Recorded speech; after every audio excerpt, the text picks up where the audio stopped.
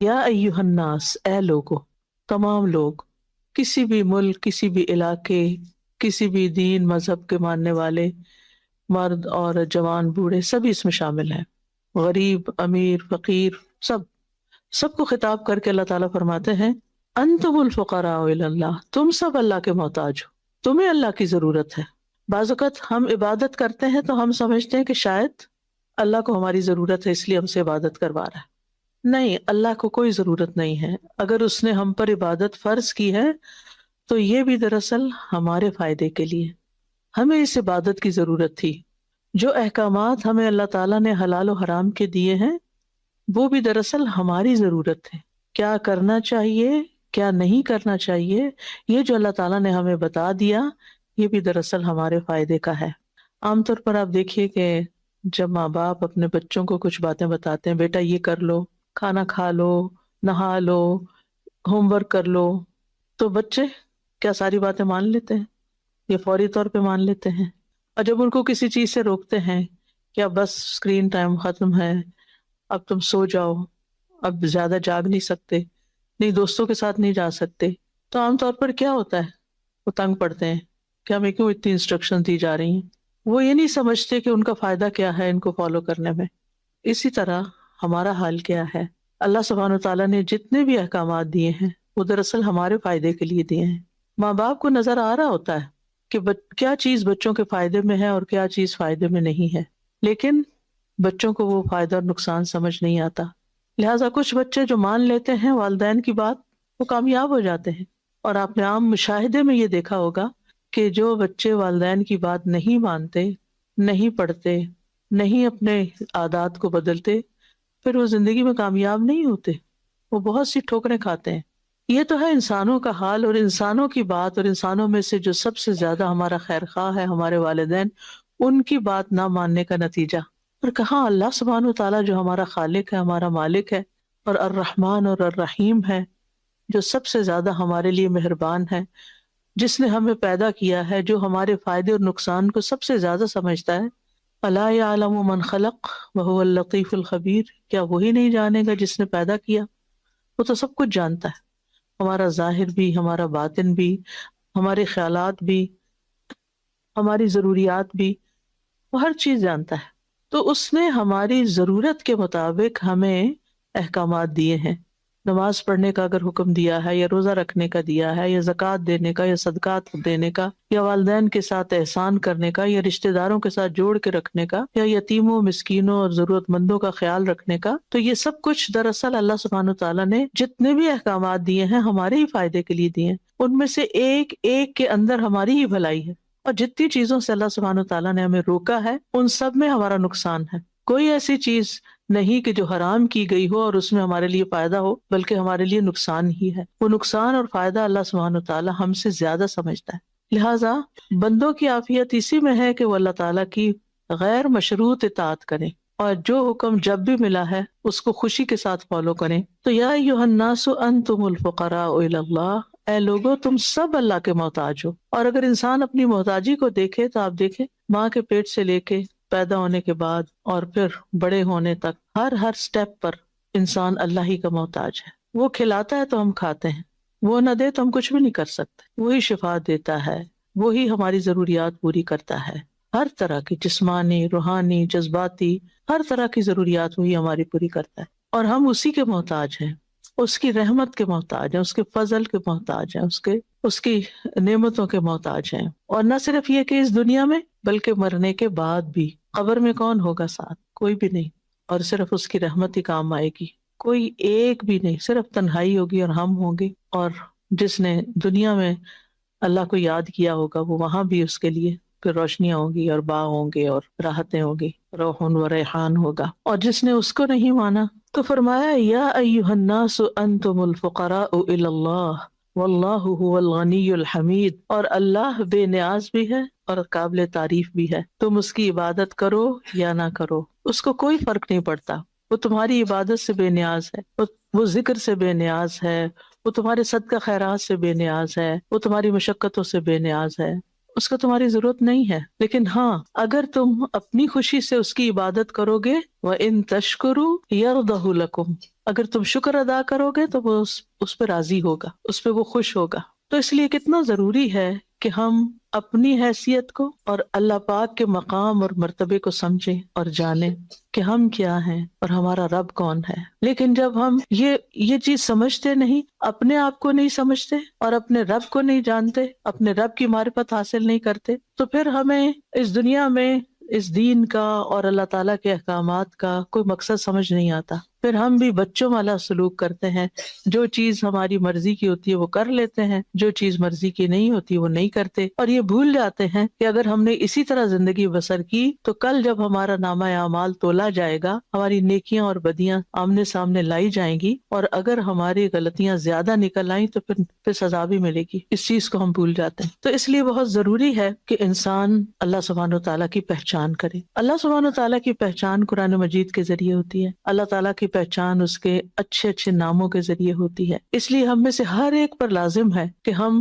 اس علم کو حاصل کریں اور اللہ تعالیٰ کے کلام کے ذریعے اللہ کو پہچانیں اور اس کو جانیں اور اس سے محبت کریں، اس سے ہیبت رکھیں، اس سے حیا رکھیں، اس سے انس رکھیں، اس کی خشیت رکھیں، اس کا خوف بھی ہمارے دلوں میں ہو، اور اس کے ساتھ ایک اچھا تعلق ہمارا ہو، ایک مضبوط تعلق ہو، اس کی یاد ہر لمحہ ہمارے دل میں ہو۔ پھر فرمایا ان یشاء یذہبکم ویأتی بخلق جدید، اگر وہ چاہے تم سب کو لے جائے، تم اس کی مجبوری نہیں کہ اس کی کوئی مجبوری ہے کہ اس کی دنیا کا کام چلتا نہیں تو لہٰذا تمہیں رکھا ہوا یہاں تمہاری نافرمانیوں کے باوجود، ایسا کچھ بھی نہیں ہے۔ وہ جب چاہے، جس لمحہ چاہے، جس کو چاہے لے جائے، اور یہ ہم اپنی آنکھوں سے دیکھتے نہیں رہتے اور اپنے کانوں سے سنتے نہیں رہتے کہ کھڑے کھڑے جان نکل گئی، راستے میں ہارٹ اٹیک ہو گیا، جوان لوگ، یعنی نہ تو کسی عمر کی قید ہے کہ اتنے سال کے ہوں گے تو فوت ہوں گے، نہیں، کچھ بھی پتہ نہیں، بیمار پڑے رہتے ہیں اور صحت مند چلے جاتے ہیں۔ تو ہمیں اس بات سے بالکل اس بات کو اچھی طرح سمجھ لینا چاہیے کہ ہم اللہ تعالیٰ کی مجبوری نہیں ہے، وہ جب چاہے لے جا سکتا ہے۔ ان یشاء یذہبکم، جب چاہے تمہیں لے جائے، ویأتی بخلق جدید، اور نئی مخلوق پیدا کر دے، اور نئی مخلوق میں نئے انسان بھی ہو سکتے ہیں اور کوئی اور نئی مخلوق بھی ہو سکتی ہے۔ اللہ نے جنات بھی پیدا کیے ہیں، فرشتے بھی پیدا کیے ہیں، انسان بھی پیدا کیے ہیں، حیوان بھی پیدا کیے ہیں، سمندر میں، خشکی میں، ہواؤں میں، فضاؤں میں اور پلانٹس پہ اللہ نے جس کو چاہا ہے پیدا کیا، اور جنت میں تو پھر اور بھی غلمان بھی اور حوریں بھی اور مخلوقات بھی ہیں۔ تو اللہ دنیا میں بھی کسی اور مخلوق کو پیدا کر سکتا ہے۔ ہم سے پہلے یہاں پر جنات تھے اس زمین پر، اس پلانٹ پر، لیکن جب انہوں نے اللہ تعالیٰ کی نافرمانی کی تو پھر اللہ سبحانہ وتعالیٰ ان کو لے گیا اور ہمیں پیدا کیا، اور اسی لیے ہمیں خلیفہ کہا گیا۔ خلیف کہتے ہیں پیچھے آنے والے کو، اور اگر اب ہم نہیں کچھ کریں گے تو جانا تو ہے ہی، وہ لے جائے گا۔ اور آپ دیکھیں کہ ہر 100 سال کے بعد اس زمین کے اوپر بالکل ایک نئی جنریشن آ چکی ہوتی ہے اور پچھلی ساری وائپ آؤٹ ہو چکی ہوتی ہے۔ کوئی کہیں نشان نظر آتا ہے کہ جس کو اللہ تعالیٰ لمبی عمر دے دے، ورنہ ہر چیز تبدیل ہو کر رہ جاتی۔ میں کسی بھی آبادی میں جب جاتی ہوں تو کبھی کبھی میں سوچتی ہوں کہ 100 سال پہلے یہاں کون رہتا ہوگا، اور وہ کیسے رہتے ہوں گے، اور وہ کیا کرتے ہوں گے، اور ان کے بھی اسی طرح خوشیاں اور غم ہوں گے، اور ان کی بھی امیدیں ہوں گی، اور انہوں نے بھی دنیا کو آباد کیا اور بسایا اور رکھا، اور پھر آج وہ کہیں ان کا نام و نشان تک نہیں، قبروں کے نشان تک مٹ جاتے ہیں۔ انسان تو انسان ہے۔ کبھی کسی گھر میں جاتے ہیں نا تو لوگوں نے اپنے باپ دادا کے دادا کی بھی تصویریں لگا رکھی ہوتی ہیں۔ میں سوچتی ہوں کہ یہ کہاں پڑے ہیں اس وقت، اور اس جنریشن تک ہو سکتا ہے کوئی یاد رکھے، اس سے آگے تو ان کا کوئی تعلق نہیں۔ وہ پنجابی کا ایک محاورہ نا، پڑھ پیا تے ساگ گیا، اس کا مطلب یہ ہے کہ پردادا بنے تو وہ رشتہ ہی ختم ہو جاتا ہے۔ اور آج کی جنریشن تو دادا کیا باپ کو بھی نہیں سمجھتی، کچھ تو انہوں نے پردادوں کو کہاں یاد رکھنا ہے۔ تو اپنے لیے خود کچھ کرنا ہے تو کر لیں، ورنہ اللہ کے آگے ہماری حیثیت کچھ بھی نہیں۔ ہاں اللہ تعالیٰ خوش ہوتا ہے، راضی ہوتا ہے جب انسان اپنی خوشی سے، اپنے دل سے، اپنی رضا سے اس کو راضی کرتا ہے۔ پھر فرمایا وَلَا تَزِرُ وَازِرَةٌ وِزْرَ أُخْرَىٰ، کوئی بوجھ اٹھانے والا کسی کا بوجھ نہیں اٹھائے گا۔ اس لیے کسی کی باتوں میں آ کر کسی کو فالو نہیں کرنا چاہیے۔ فالو صرف قرآن و سنت کو کرنا چاہیے، جو اللہ اور اس کے رسول نے ہمیں بتا دیا وہی ہماری کامیابی کی ضمانت ہے۔ ورنہ جو باتیں لوگ بتاتے رہتے ہیں، ایسا کر لو تو یہ فائدہ ہو جائے گا اور ویسا کر لو تو ایسا ہو جائے گا، ان باتوں کی کوئی دلیل نہیں ہوتی۔ کامیاب وہ ہے جو اللہ اور اس کے رسول کی بات مانتا ہے. جیسے سورت قرآن مجید کھلتا ہی ہے تو اللہ تعالیٰ سورت البقرہ کے شروع میں ہی فرما دیتے ہیں ذالک الکتاب لا ریب فیہ ھدی للمتقین الذین یؤمنون بالغیب ویقیمون الصلاة ومما رزقناہم ينفقون والذین یؤمنون بما انزل الیک وما انزل من قبلک وبالآخرۃ ہم یوقنون اولئک علی ھدی من ربہم واولئک هم المفلحون. کہ جو یہ کام کریں گے جو بتا دیے گئے ان آیات میں کہ جو نماز قائم کریں، جو ایمان لائیں گے غیب پر پھر نماز قائم کریں گے، اس میں سے جو ہم نے ان کو رزق دیا خرچ کریں گے، پہلی کتابوں پر بھی ایمان لائیں گے اور جو نبی صلی اللہ علیہ وسلم کی طرف اتارا گیا اس پر بھی ایمان لائیں گے اور آخرت پر یقین رکھیں گے، یہی لوگ دراصل ہدایت پر ہیں اور یہی کامیاب ہونے والے ہیں. تو کامیابی کا معیار تو اللہ تعالیٰ نے ہمیں بتا دیا کہ کامیاب کون ہے، اور اگر ہم اس کرائیٹیریا پہ پورا نہیں اترتے تو پھر کل اللہ سبحانہ وتعالیٰ کے سامنے کوئی ہمارے برے اعمال کا ذمہ دار نہیں ہوگا. کیونکہ دنیا میں تو ہم کہتے رہتے ہیں نا کہ ہمارے گھر میں کوئی نماز ہی نہیں پڑھتا اس لیے میرا بھی دل نہیں چاہتا، ہمارے گھر میں ایسا نہیں ہوتا تو اس لیے ماحول ہی بڑا مشکل ہے، ہم نہیں یہ کر سکتے. نہیں، چاہے ساری دنیا کسی رخ پہ چلے جا، آپ نے اللہ ہی کی طرف اپنا رخ کرنا ہے. ابراہیم علیہ السلام نے کیا کیا تھا؟ کیا ان کے والد دین پر تھے؟ کیا ان کی سوسائٹی دین پر تھی؟ انہوں نے تو الٹا ان کے لیے آگ کا الاؤ تیار کر لیا تھا، لیکن کیا وہ اس کے آگے ڈر گئے؟ نہیں، انہوں نے کیا کیا؟ سب کو چھوڑ دیا. انی وجہت وجہی للہ، میں نے اپنا چہرہ اللہ کی طرف کر دیا، میں نے اپنی ڈائریکشن اللہ کی طرف کر، اپنا رخ اللہ کی طرف کر دیا. تو کامیاب وہ ہے، عقل مند وہ ہے جو اپنا رخ اللہ کی طرف کر لے، جو اپنی نیت کو اللہ کے لیے خالص کر لے، جو اپنے رب کو سب سے زیادہ راضی کرنے کی فکر کرے. اس وقت ہمارے سروں پہ کیا سوار ہوتا ہے؟ لوگ کیا کہیں گے. ہر چیز میں ہم یہ دیکھتے ہیں لوگ کیا کہیں گے، یہ نہیں سوچتے کہ اللہ تعالیٰ کیا کہیں گے. لوگ تو کچھ دیکھتے ہیں کچھ نہیں دیکھتے، اور دیکھ بھی لیں تو کیا کر لیں، کیا بگاڑ لیں گے ہمارا. لوگ نہ ہمارے رازق ہیں، نہ ہمارے خالق ہیں، نہ مالک ہے، کچھ بھی تو نہیں. پھر ہم کیوں اتنا زیادہ لوگوں کو اپنے سر پہ سوار کیا ہوا ہے کہ ہر چیز ان کی مرضی کے، لباس ہم پہنتے تو ان کی مرضی کے، کھانا ہم پکاتے ہیں تو ان کی مرضی کا. ہم یعنی ہر چیز میں یہی دیکھتے رہتے ہیں کہ لوگوں سے کیسے تعریف وصول کریں گے، وہ کام کر لیں، چاہے وہ صحیح ہے یا غلط ہے، حلال ہے یا حرام ہے، بس لوگ خوش ہو جائیں کسی طرح. تو کیا واقعی یہ عقل کی بات ہے کہ لوگ اگر خوش ہو جائے تو خوش ہو گئے تو ہماری نجات ہو جائے گی؟ کہیں لکھا ہے قرآن میں ایسا کہ اے لوگوں کو خوش کرو تاکہ تم جنت میں چلے جاؤ؟ نہیں، ایسا کہیں بھی نہیں. کامیابی کا معیار تو اللہ سبحانہ وتعالیٰ کو راضی کرنے میں ہے. آج آپ دیکھیں کہ ہم برانڈز کے بغیر بھی کپڑے پہن سکتے ہیں، لیکن ہم ایکسٹرا منی صرف برانڈز کے اوپر خرچ کرتے ہیں، چاہے وہ لباس ہو چاہے وہ دیگر پروڈکٹس ہوں. حالانکہ اور پھر ہم کہتے ہیں مہنگائی بہت ہو گئی ہے، پھر ہم کہتے ہیں کہ صدقے کے لیے پیسے نہیں، کسی اچھی کاز کے لیے ہمارے پاس پیسے نہیں ہوتے، اور ان چیزوں کی ہمیں ضرورت بھی نہیں ہوتی. صرف ہم دیکھا دیکھی کر رہے ہوتے ہیں کہ لوگ کر رہے ہیں تو ہم بھی کر لیں، اور یہ نہیں سوچتے کہ ان چیزوں پر اتنا اسپینڈ کرنے کی بجائے کیوں نہ اپنے آخرت کے بینک میں جمع کروائیں اور اچھے اچھے کاموں میں خرچ کر جائیں. اس طرف ہمارا دھیان کم جاتا ہے. تو قیامت کے دن کوئی شخص کسی کا بوجھ نہیں اٹھائے گا. وَإِن تَدْعُ مُثْقَلَةٌ إِلَىٰ حِمْلِهَا، اور اگر بوجھ سے لدا ہوا کوئی شخص وہ بوجھ اٹھانے کے لیے بلائے گا کسی کو کہ آؤ میری بہن، میرے بھائی، میرے ماں باپ آئیں اور وہ ذرا میرے گناہ اٹھا لیں، تھوڑے تھوڑے سب کو بانٹ دوں تو ان کا تو نقصان نہیں ہوگا اور میری نجات ہو جائے گی. ایسا کچھ بھی نہیں ہونے والا. ہر شخص کو اپنا بوجھ خود ہی اٹھانا ہوگا. فرمایا لا يحمل منه شيء ولو كان ذا قربى، وہ کچھ بھی اس سے نہیں اٹھا سکیں گے چاہے قریبی رشتہ داری کیوں نہ ہو،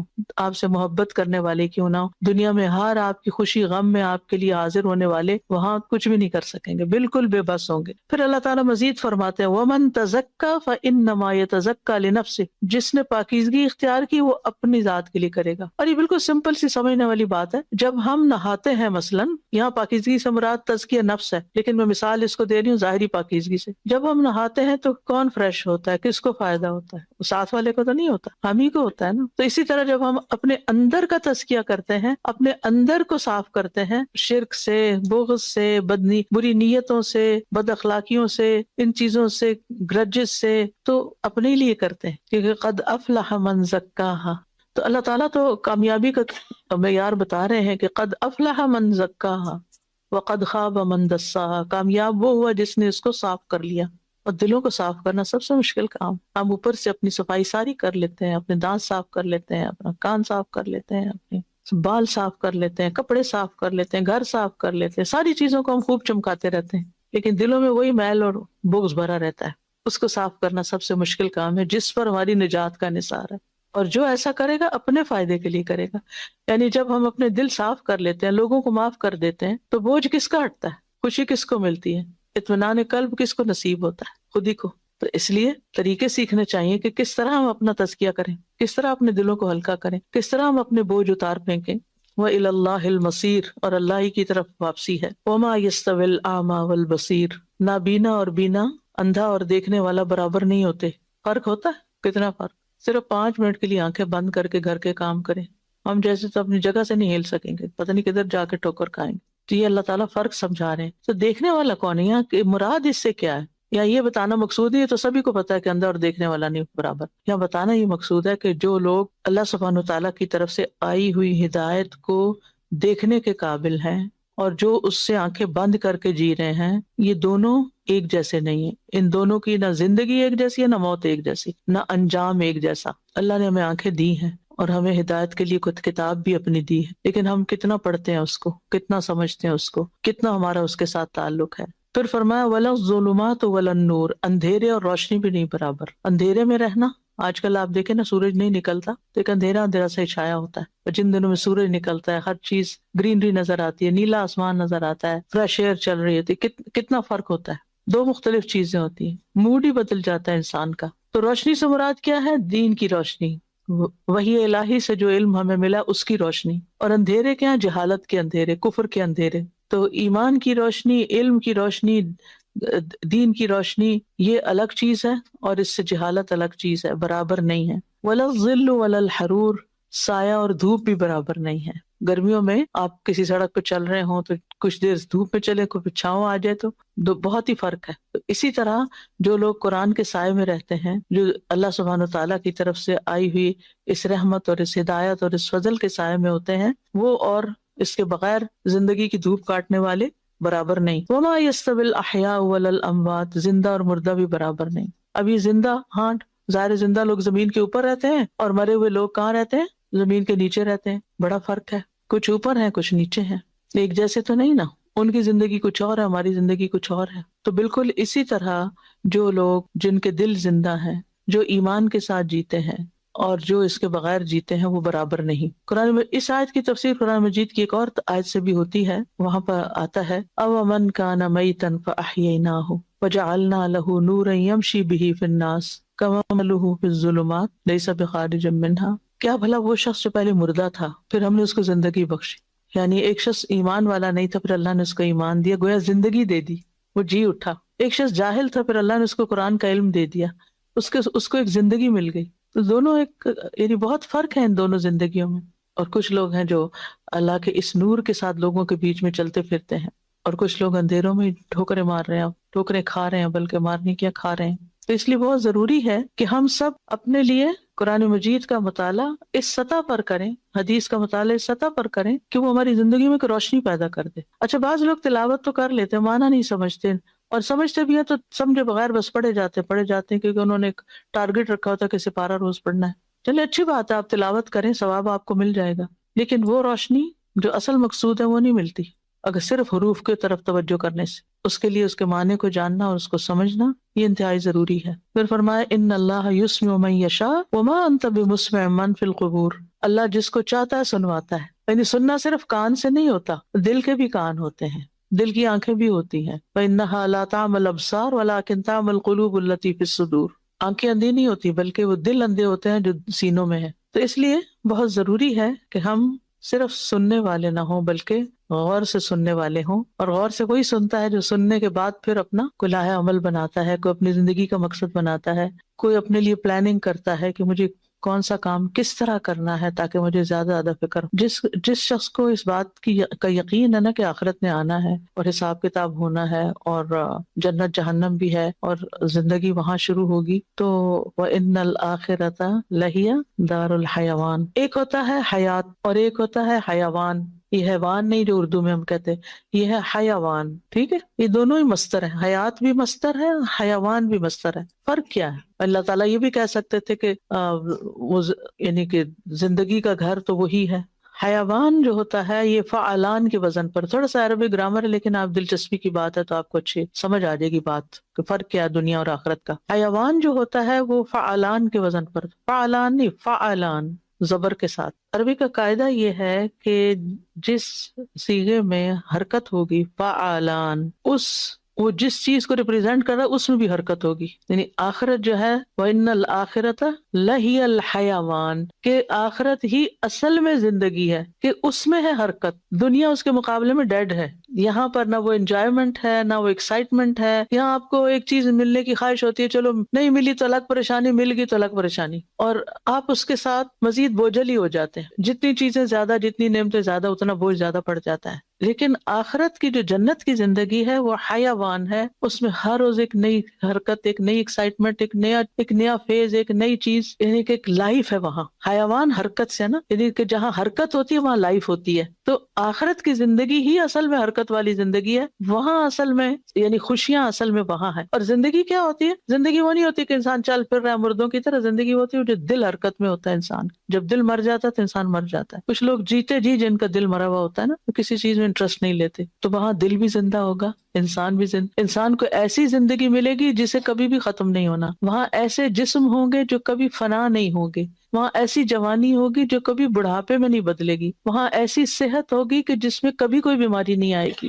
وہاں ایسی خوشیاں ہوں گی کہ جس میں کوئی غم ہی نہیں ہوگا. لیکن ان کو پانے کے لیے پھر یہاں اس دارالعمل میں کچھ کرنا ہے، اور اپنی زندگی کو اللہ کی مرضی کے مطابق کرنا ہے، لوگوں کی مرضی کے مطابق نہیں. کیونکہ لوگوں کے تو اپنے انٹرسٹ ہے نا، ہر کسی کی اپنا خیال ہے، اپنی مرضی ہے، اپنا طریقہ ہے، وہ کس کس کو راضی کریں گے. تو اللہ تعالیٰ نبی صلی اللہ علیہ وسلم سے فرما رہے ہیں کہ آپ جو قبروں میں پڑے ہیں نا ان کو نہیں سنوا سکتے. یعنی جو مر جاتے ہیں، جن کے دل مردہ ہوتے ہیں، جو قبروں میں ہیں، جو مر چکے ہیں، ان کو آپ نہیں سنوا سکتے. اور وہ اگر سن بھی لیں تو ان کو فائدہ ہی کوئی نہیں. انہوں نے وہاں سے اٹھ کے کرنا کیا ہے؟ تو انسانوں میں سے کچھ لوگ ایسے ہی ہوتے ہیں، وہ زندہ لاشیں جن کے دل مردہ ہیں، جو غور و فکر نہیں کرتے. جیسے اللہ تعالیٰ فرماتے ہیں نا، افلا یتدبرون القرآن ام علی قلوب اقفالها، کیا یہ لوگ قرآن میں تدبر نہیں کرتے، غور و فکر نہیں کرتے؟ کیا ان کے دلوں پہ تالے پڑ چکے ہیں، تالے لگے ہوئے ان کے دلوں پر؟ یعنی تم نے اچھا، جب کسی گھر کو تالا لگ جاتا ہے تو اس کا کیا مطلب ہوتا ہے؟ کہ کوئی اندر نہیں جائے گا،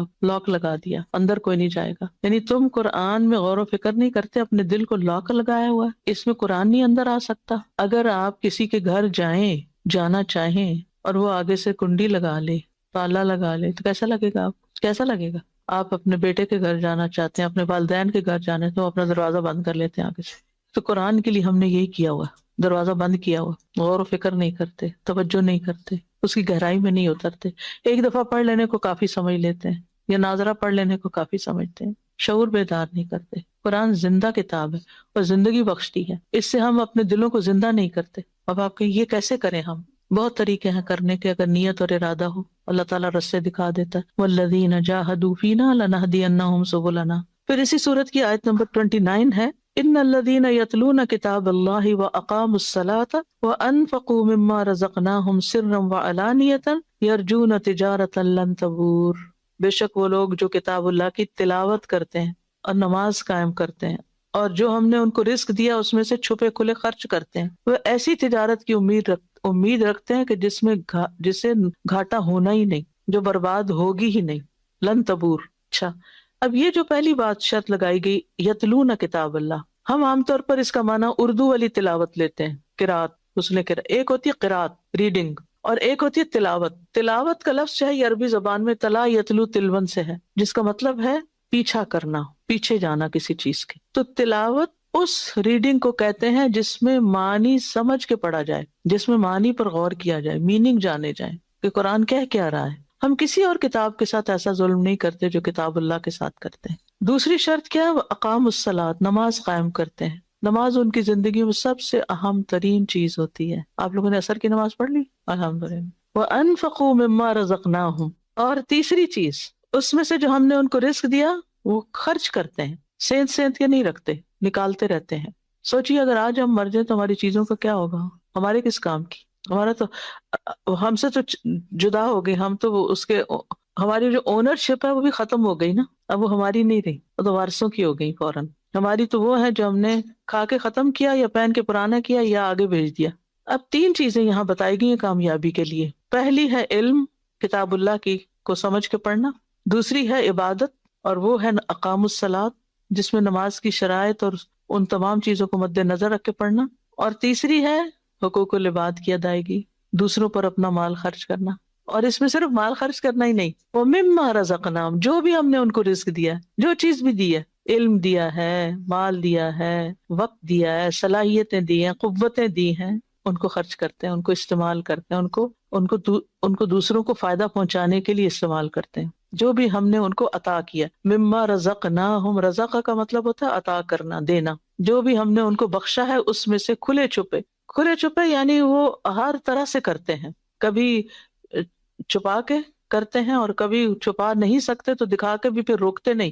کچھ لوگ کہتے ہیں نا وہ اچھا اگر ہم نے دکھا کے دی یعنی سامنے کوئی نیکی کی تو ہماری نیت خراب ہو جائے گی تو بہتر نہیں کرتے، نہیں، جو بھی موقع جیسا بھی موقع وہ کام اپنا نیکی کا کرتے چلے جاتے۔ فرمایا یہ کس لیے؟ لیوفیہم اجورہم ویزیدہم من فضلہ، تاکہ ان کے اجر، اللہ تعالیٰ ان ساری چیزوں کو مزدوری قرار دیتے ہیں جن کی اجرت ملے گی جا کے، تاکہ ان کو ان کے اجر پورے دے، ویزیدہم من فضلہ، اور انہیں اپنے فضل سے زیادہ بھی دے۔ یعنی اس سے پتہ چلتا ہے کہ اللہ تعالیٰ قیامت کے دن لوگوں کو صرف ان کے اعمال کا بدلہ ہی نہیں دے گا بلکہ جنہوں نے اچھا کیا ان سے خوش ہو کر راضی ہو کر زیادہ بھی دے گا۔ یزیدہم من فضلی، یزیدہم من فضلی، اس میں اضافہ بھی کرے گا، اور کتنا، یعنی ایک ذرے کو بھی اللہ تعالیٰ کتنا آنر بخشے گا۔ آتا ہے نا وَإِن تَكُ حَسَنَةً، اس سے پہلے ذرے کی بات آتی، وَإِن تَكُ حَسَنَةً يُضَاعِفْهَا وَيُؤْتِ مِن لَّدُنْهُ أَجْرًا عَظِيمًا۔ یہ سورۃ النساء کی آیت ہے، پہلا حصہ میرے ذہن سے نکل گیا۔ یہ آیت مجھے بہت ہی میرے دل کو لگتی ہے کہ اللہ اتنا قدردان ہے۔ ہمیں نا شیطان یقین نہیں آنے دیتا کہ اللہ تعالیٰ قدردان ہے، کہ ہم جو نیکی کرتے ہیں اس پر کچھ ملے گا، ہمیں ہر وقت اس شک میں رکھتا ہے پتہ نہیں کوئی فائدہ ہو رہا ہے کہ نہیں، تم کیوں اپنے آپ کو اتنا کھپا رہی ہو، پتہ نہیں کچھ ملے گا یا نہیں۔ مثقال ذرۃ شاید آتا ہے، پتہ نہیں سورۃ، اس سے پیچھے چلیں کہ حافظ ہے تو مجھے بتایا یہ آیت اتنی خوبصورت ہے کہ میں سورۃ النساء ہے بھی کافی بڑی، ہاں، ان اللہ لا یظلم مثقال ذرۃ، ان اللہ لا یظلم مثقال ذرۃ وَإِن تَكُ حَسَنَةً يُضَاعِفْهَا وَيُؤْتِ مِن لَّدُنْهُ أَجْرًا عَظِيمًا۔ سبحان اللہ، ایسا بدلہ تو کوئی بھی نہیں دیتا، کوئی بھی نہیں دیتا، ماں باپ بھی نہیں دیتے، دوست بھی ہے، یعنی کسی کے ساتھ آپ ساری زندگی بھی احسان کرے تو آپ کو اتنا بدلہ کوئی نہیں دے سکتا۔ اللہ ذرے برابر نیکی کو بھی ضائع نہیں کرے گا، اتنا رتی برابر بھی ظلم نہیں کرے گا۔ مثقال ذرہ، ذرہ تو نظر بھی نہیں آتا، اتنا چھوٹا ہوتا ہے، اور اگر وہ ذرہ آپ نے نیکی کا کر لیا، ذرے جتنی نیکی بھی کر لی، یضاعفها، اس کو ملٹیپلائی کرے گا، ملٹیپلائی بڑھاتا جائے گا، بڑھاتا جائے گا۔ وَيُؤْتِ مِن لَّدُنْهُ، آپ کے اوپر نہیں چھوڑے گا کہ آپ نے اتنا کیا تھا تو بس اتنا، یہ تو ہم انسانوں کی ایسی عادتیں ہوتی ہیں کہ ایسے کو تیسا، لیکن وہاں تو اللہ کا فضل ہوگا، یؤتِ مِن لَّدُنْهُ، اپنے پاس سے دے گا، کیونکہ اللہ کے خزانے تو وسیع ہے نا، جو کچھ آسمانوں اور زمین میں سب اللہ ہی کا تو ہے۔ یہ آیت میں بڑی دل دہلانے والی، للہ ما فی السماوات و ما فی الارض، ہر چیز کا مالک وہی ہے، اللہ ہی کے لیے حسر، اللہ ہی کے لیے جو آسمان اور زمین میں۔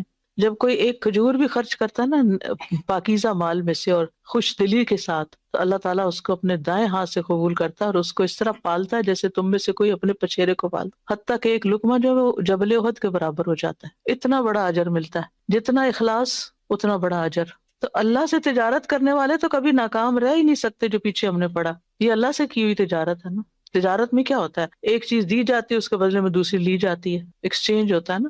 آپ دکاندار کو پیسے دیتے ہیں، وہ آپ کو چیز دیتا ہے، آپ جتنے پیسے دیتے ہیں اتنی ہی ملتی ہے، اس سے زیادہ نہیں ملتی، وہ بعض کا توڑ کے آدھی رکھ لیتے ہیں کیونکہ آپ کا وزن پورا ہو چکا ہے، لیکن اللہ تعالیٰ کے یہاں ایسا نہیں ہے۔ یؤتی من لدنہ اجرا عظیما، عظیم، اور اللہ کا عظیم تو ہمارے عظیم سے بہت بڑا ہے۔ انہ غفور شکور، بے شک وہ بڑا ہی بخشش فرمانے والا ہے اور بڑا ہی قدردان ہے۔ پھر اس کی آیت نمبر 32 سورت کی بڑی زبردست ہے، ثم اورثنا الکتاب الذین اصطفینا من عبادنا، پھر ہم نے اس کتاب کا وارث بنا دیا اپنے بندوں میں سے ان کو جن کو ہم نے چن لیا، فمنہم ظالم لنفسہ ومنہم مقتصد ومنہم سابق بالخیرات باذن اللہ۔ ان بندوں میں سے، چنے ہوئے بندوں میں سے کون ہیں؟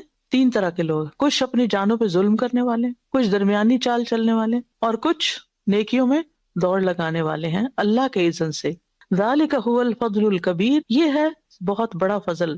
جنات عدن یدخلونہا، عدن کے باغ جن میں وہ داخل ہوں گے، یحلون فیہا من اساور من ذہب ولؤلؤا، وہاں وہ سونے اور موتیوں کے کنگن پہنائے جائیں گے، ولباسہم فیہا حریر، اور اس میں ان کا لباس حریر کا ہوگا، ریشم کا، سلک کا ہوگا۔ وقالوا الحمد للہ الذی اذهب عنا الحزن، اور وہاں وہ کہیں گے شکر ہے، سب تعریف اس اللہ کی ہے جس نے ہم سے یہ غم دور کر دیا، جو ہمیں اپنی آخرت کے بارے میں غم لگا ہوا تھا کہ ہمارا انجام کیا ہوتا ہے، آج وہ ہمارا غم دور ہو گیا۔ ان ربنا لغفور شکور، پہلے اللہ تعالیٰ نے خود فرمایا کہ غفور شکور ہے، اب بندے اس کا اقرار کریں گے کہ واقعی ہمارا رب بڑا غفور اور شکور ہے۔ الذی احلنا دار المقامۃ من فضلہ، جس نے ہمیں ہمیشگی کے گھر میں اپنے فضل سے لا ٹھہرایا۔ لا یمسنا فیہا نصب ولا یمسنا فیہا لغوب، یہاں نہ ہمارے لیے کوئی تھکاوٹ ہے اور نہ ہمیں یہاں کوئی بوریت ہے، کوئی اکتاہٹ بھی نہیں ہے۔ دنیا میں تو اچھے سے اچھی چیز مل جاتی ہے تو اکتا جاتے ہیں، بس روز یہی۔ لیکن یہ فضل کس پر ہوگا؟ اس میں مختلف تفاسیر کی گئی ہیں، ان میں سے ایک تفسیر یہ ہے کہ کچھ لوگ ظالم ہیں۔ ظالم وہ ہوتا ہے جو حق نہ دے، اپنے اوپر بھی ظلم کر رہا ہے اور اللہ کا حق بھی نہیں دے رہا، یعنی جو اللہ نے کرنے کو کہا وہ نہیں کر رہا۔ کچھ ایسے ہیں بس کچھ کر لیا کچھ نہیں کیا، وہ درمیانی چال چل رہے ہیں۔ لیکن کچھ جو ہیں وہ نیکیوں میں آگے بڑھنے والے ہیں، وہ سوچتے نہیں رہ جاتے بلکہ آگے بڑھ کے کر لیتے ہیں، جو موقع ملے بس کر لیا۔ تو سابقم بالخیرات، ہم سب کو اپنے اوپر غور کرنا چاہیے کہ جب کوئی نیکی کا موقع آتا ہے تو ہمارا طرز عمل کیا ہوتا ہے۔ ہم فوراً آگے بڑھتے ہیں یا سوچتے رہتے ہیں یا پھر رہ ہی جاتے ہیں پیچھے؟ ہم کہاں کھڑے ہوتے ہیں؟ آج دنیا میں نیکیوں کے معاملے میں ہم جو کریں گے نا، کل وہی سامنے آنے والا ہے۔ تو اللہ سبحانہ تعالیٰ سے دعا ہے کہ اللہ ہمیں عمل کی توفیق عطا فرمائے۔ وآخر دعوانا ان الحمد للہ رب العالمین۔